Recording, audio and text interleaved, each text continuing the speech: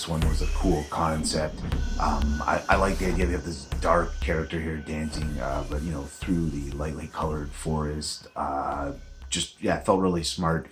And it was just interesting to watch. The movements were really powerful and enticing in a way. Like you kind of just wanted to know a bit more. The main actress or dancer, she had such hard and precise and strong movements with her body. It was so fascinating to watch. I was like, wow, her back is bending so far, and it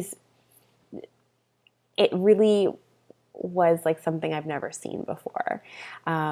She looked like a witch casting a spell. There was just such an intensity and a strength to her character.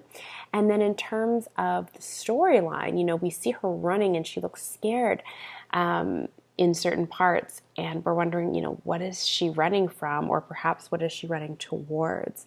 I really enjoyed the end of the film where the camera kind of zooms in on her face until it fades to black. It was very cool. I liked her character a lot. I want to know more about her. I want to know her world. The movement is just so sharp and strong and powerful, and the music, it like makes you excited and also aware of what you're watching and who you're watching. And it's kind of as though you're on the edge of your seat watching all the dances and all the movements.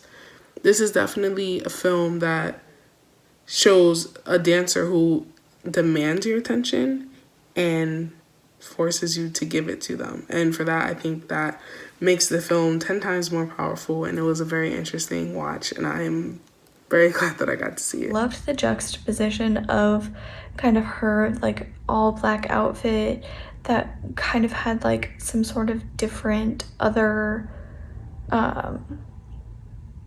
aspect, otherworldly aspects to it, at least for me. And then being surrounded completely by nature with all of those great color tones, the oranges and the greens, the browns and everything like that. So I loved the kind of contrast between the two. And then building in with that, the kind of playfulness that they had between black and white and color, I thought was really, really interesting. I really liked that.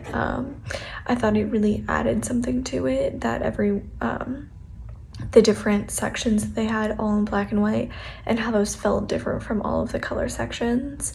And also how they really built layers within the audio and the sound and the music and intertwined that with how she was dancing, the actual physical moves that she was making and how those moves corresponded with music and how those kind of built in more layers to the background music. I really, really liked that. Is expressive in a very active and excited way.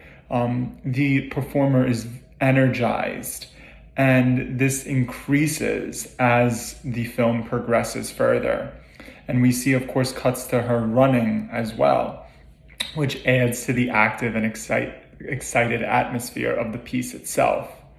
The use of color is also notable, how we alternate between black and white and colored footage. And this could be, the reasoning behind that could be interpreted, I'm sure, into many different reasons. It seems to be something along the lines of, two very different perceptions of the world around us and how that might occur, how those different perceptions might be invoked in the human mind.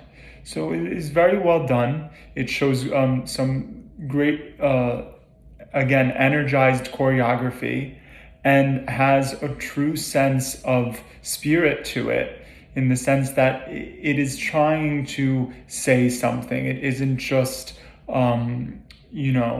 abstract for the sake of abstractness. There really seems to be some interesting ideas planted within the center of it. The music and the fast-paced, hard-hitting movement worked really well to capture this sense of fear, but also a sense of strength in preparation for what seemed to be meeting an enemy or preparing themselves for battle. I had no doubt that when she met what she was awaiting, she would succeed. There's that fierceness and that strength. The music also ramped up that drive in adrenaline in the piece, which really balanced well with the slow motion movements also interspersed in there. So interesting changes of pace and usage of music to facilitate that. I like that it is a flashback between color and black and white, and the filmmakers chose to capture a lot of wide-angle shots of our performer in the forest, especially framed by trees.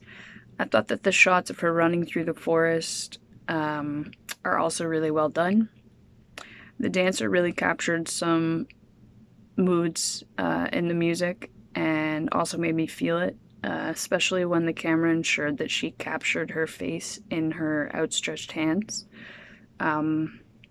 These filmmakers obviously have an eye for detail, and I highly enjoyed it. You know, if you watch it without sound, the makeup is astonishing, and the dance sequences are phenomenal, and the activity is just mesmerizing.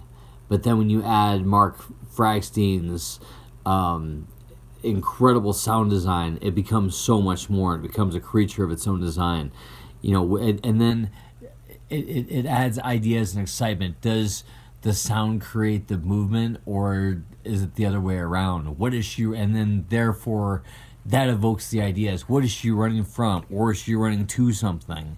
Is she a witch? Is this bewitching? Is she in isolation? Has she always lived this way, and this is how she is now discovering the pandemia? I think it's the collaborative efforts of the director, the performer, and as I mentioned earlier, Mark Fragstein's sound design. It amounts to an impressive showcase.